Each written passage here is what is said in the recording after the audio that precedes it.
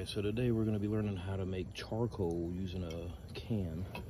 It's a pretty simple process. First thing you want to do is empty out the can, of course, get the top off. On the bottom of it, we're going to poke a few holes. So,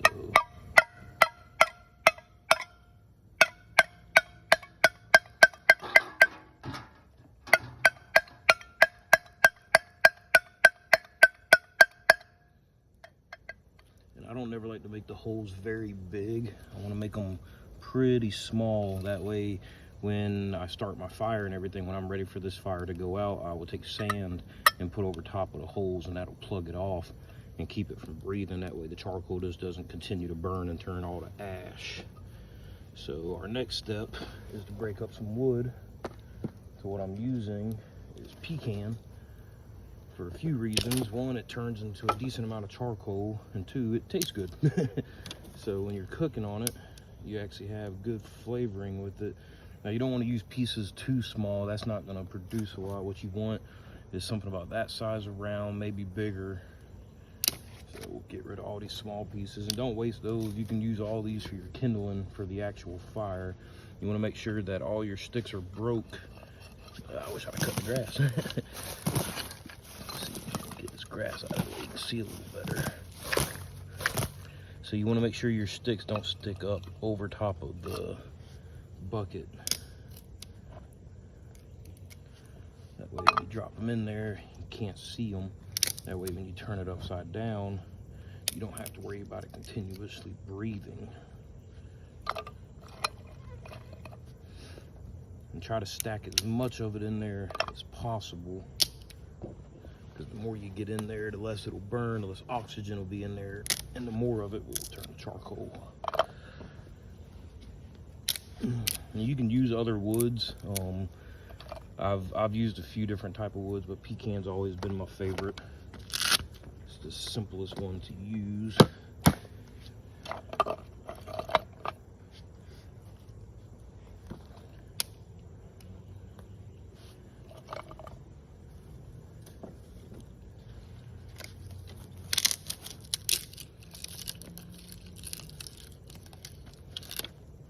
You don't want the wood to be too dry, but you don't want it to be too green either. If it's too green, it won't quite produce what you're looking for. If it's too dry, it's just going to turn to ash.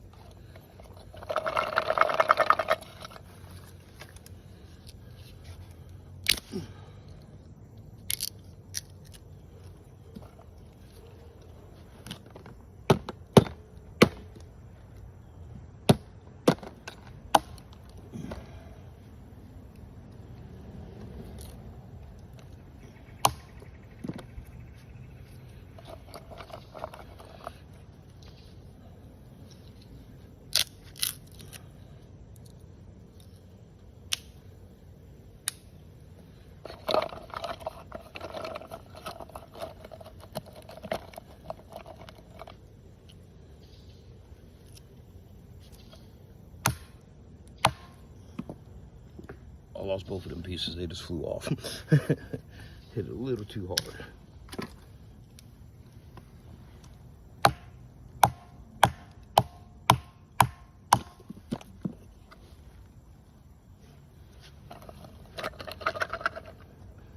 And I have used beechwood to do this before. That worked pretty good. The beechwood, that's once you can get it lit, it burns hot. So basically when it's all said and done, it's pretty much gonna look like this inside the can. I got a little bit more space and I'm gonna fill in with some smaller sticks just to fill it in. For the most part, that's what you're looking for.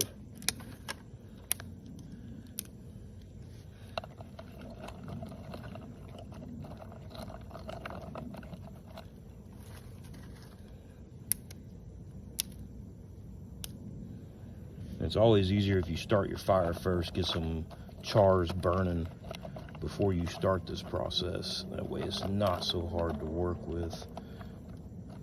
All right, that's the finished product there. What we're gonna do at this point, get this out of the way. I've dug a little bit of a hole here, not a very big hole, but just enough where I can turn it upside down. And then I can take and backfill it with the sand that's around it. That way I don't have to worry about it breathing out the bottom. So we get that good. So the next thing we're gonna do is build a fire pit all the way around this. Oh, we got fire ants here, and they're not gonna like this. But we're gonna build a fire pit all the way around this, and once it starts burning, you'll see smoke coming out of these little holes. As soon as you see smoke coming out of these holes, you need to cover it up, seal it off, because if not, like I said, it will keep breathing and it will burn up all the charcoal. So that's gonna be our next step. We're gonna build a fire around it and go from there.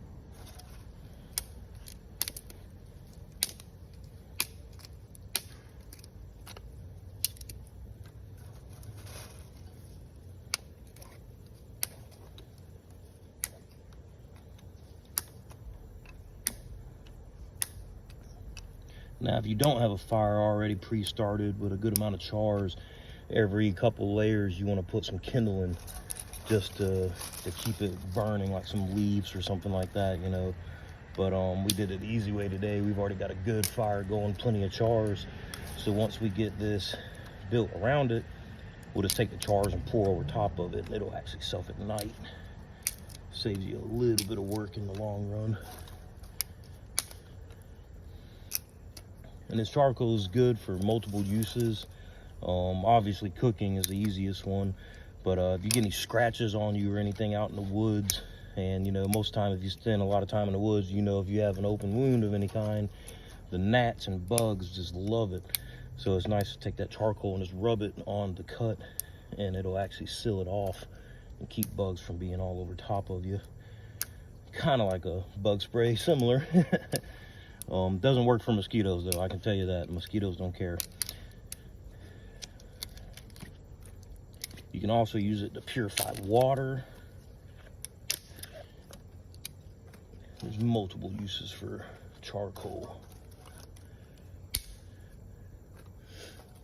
And this is a small scale. I'm using a tiny can to make this. I have used up to 5-gallon buckets to do this, and that was good. If you're trying to make bulk, then that's the ideal thing to do, is to use a 5-gallon bucket. And the principle is exactly the same, just a larger scale.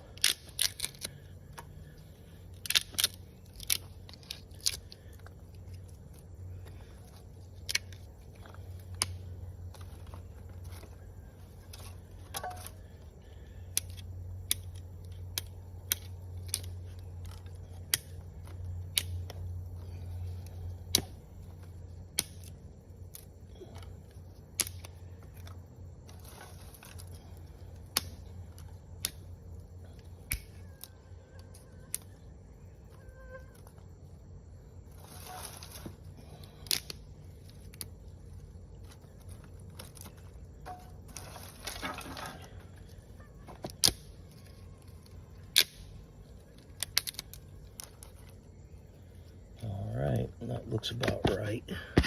Bird's eye view. This is what it's supposed to look like, pretty much. And like I said, what we'll do is we'll drop some chars all around it, get it smoking and burning. Once we see smoke coming out of here, we'll just take sand and cover up this entire thing and pretty much bury it. leave it in the ground for 24 hours. When you can come back and touch the ground and it's no longer hot, then that's when it's time to uncover it and see what we got. All right, let's get this fire started.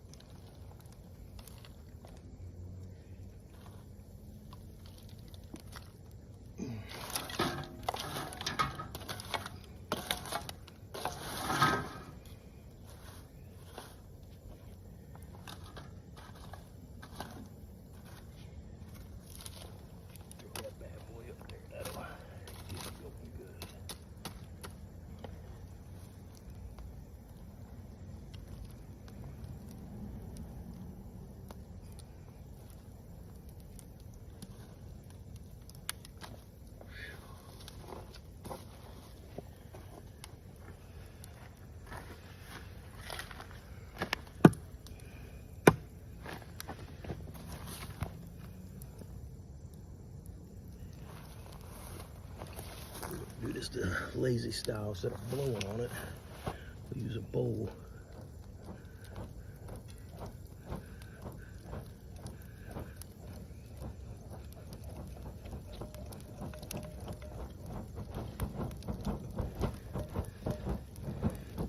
And voila, fire.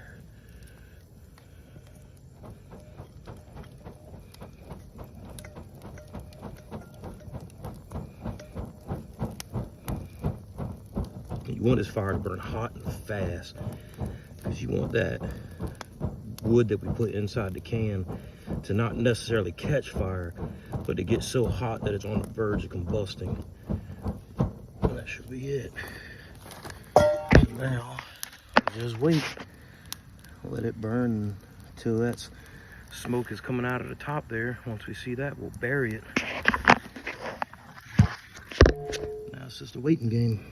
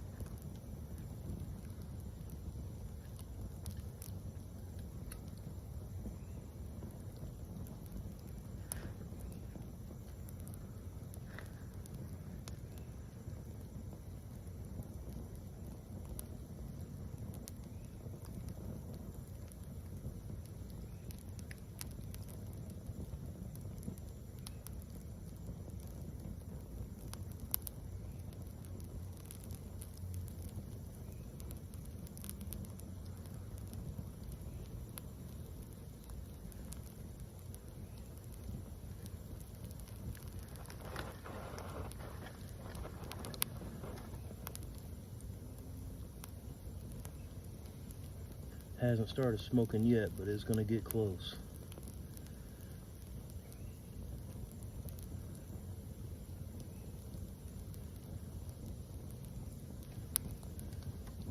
It's always easier to take what you've done, pack it down a little bit. That way you can actually see the very top.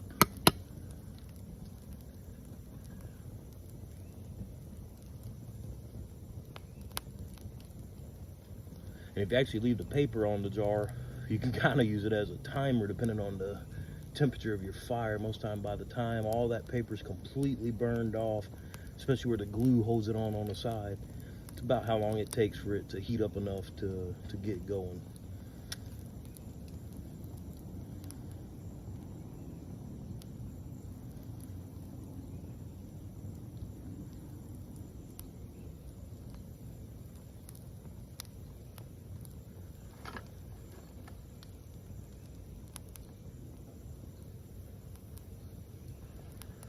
Spin the camera right. What's going on here?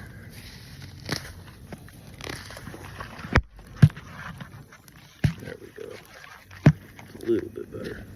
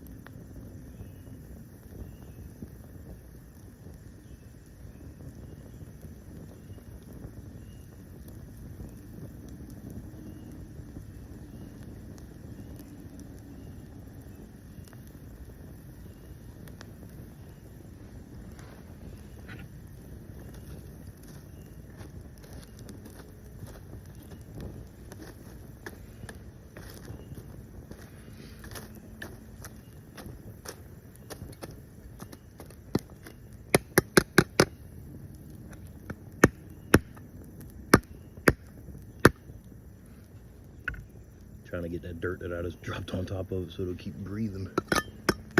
There we go.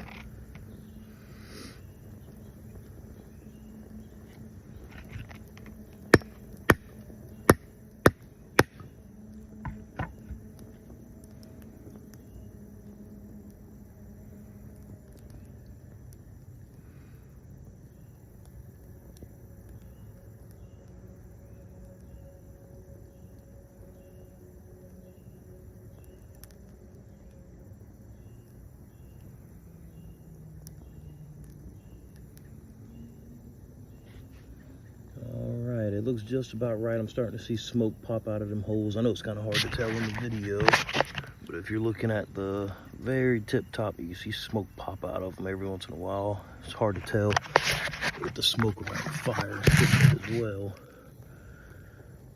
We'll give it a few more seconds. I want to see a little bit more smoke than that coming out.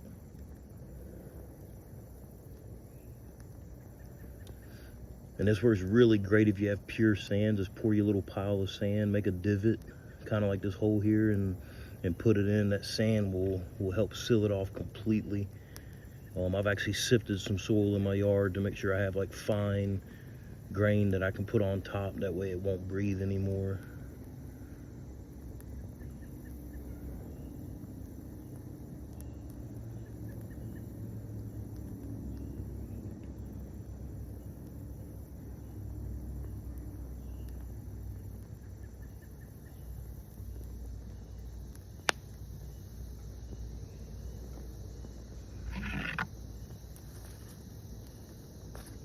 That fire packed in all nice and tight.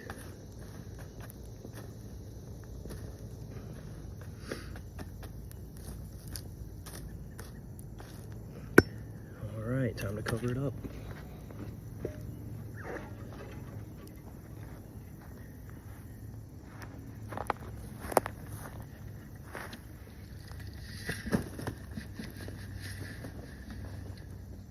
All right. Make sure you don't have any air pockets coming out. Almost want to pack it down a little bit with the blade here. Oh, I'm not. Sorry about that. You want to kind of just work it. And you're going to see smoke coming out. It's inevitable. You got little pieces of wood that are sticking out of the sides. All right, so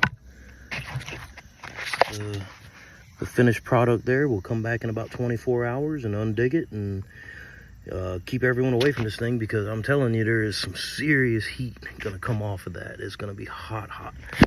So we'll come back tomorrow and see what it looks like.